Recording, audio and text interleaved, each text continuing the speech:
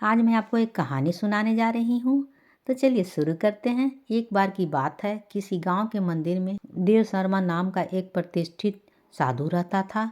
गांव में सभी लोग उनका सम्मान करते थे। उसे अपने भक्तों से दान से तरह तरह के वस्त्र, उपहार, खाद्य सामग्री और पैसे मिलते थे।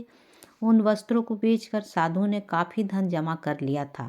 साधु कभी किसी पर विश्वास नहीं करता था और हमेशा अपने धन की सुरक्षा के लिए चिंतित रहता था। वो अपने धन को एक पोटली में रखता था और उसे हमेशा अपने साथ लेकर ही चलता था। उस गांव में एक ठग रहता था। बहुत दिनों से उसकी नज़र साधु के धन पर थी।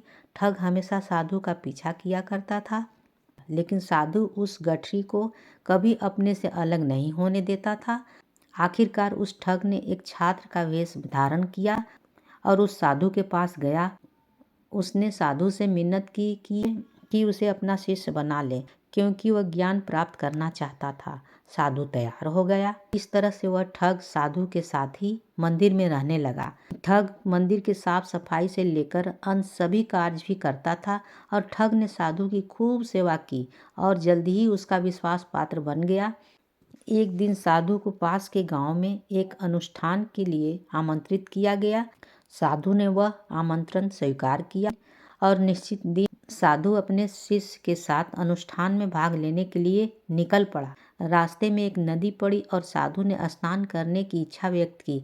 उसने पैसे की गठरी को एक कंबल के भीतर रखा और उसे नदी के किनारे रख दिया। उसने ठग से सामान की रखवाली करने को कहा और खुद नहाने चला गया। ठग को तो कब से इसी पल का इंतजार था। जैसे ही साधु नदी में डुबकी लगाने गया, वह रुपयों की गठरी लेकर चपत हो गया और उसके बाद साधु नहा कर आया तो वह देखा कि उसकी गठरी नहीं है और ठग भी वहाँ नहीं है। साधु को समझते देर न लगा। वह शिष्य नहीं, वह ठग था। इस कहानी से यह हमें शिक्षा मिलती है कि किसी अजनबी की चिकनी चुपड़ी बातों में आकर ही उस पर विश्वास नहीं कर लेना चाहिए। कहानी होती है समाप्त।